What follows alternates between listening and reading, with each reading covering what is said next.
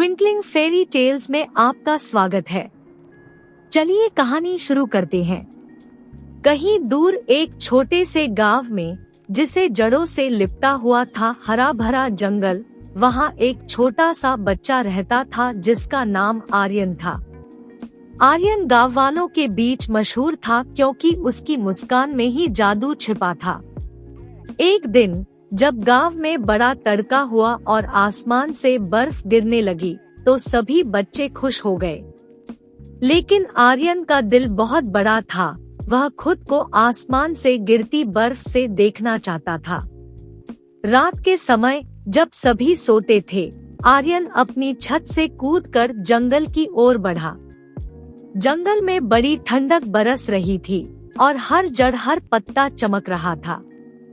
एक मिष्टी रात आर्यन ने एक विशेष पेड़ को देखा जिस पर विशाल बर्फबारी टिकी हुई थी। उसने पेड़ के पास जाकर देखा कि वहाँ एक छोटा सा जादुई पिंजरा भी था। जादुई पिंजरे में बैठी एक फ्रोजन फेरी वहाँ थी जो बर्फबारी को संजीवनी बूटी में बदल सकती थी। वह बच्चे को देखकर मुस्कुराई और बोली, तुम्हारी इस साहसिकता के लिए तुम्हें एक विशेष उपहार मिलेगा। फेरी ने अपनी जादुई चमकती छोटी सी बोतल निकाली और आर्यन को दी।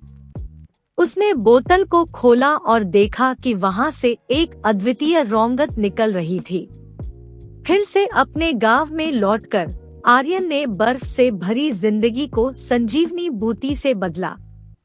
उसकी आशीर्वाद से गांव की हर चीज नई हो गई और सभी लोग आर्यन की बहादुरी और साहस की कहानी सुनकर हैरान रह गए।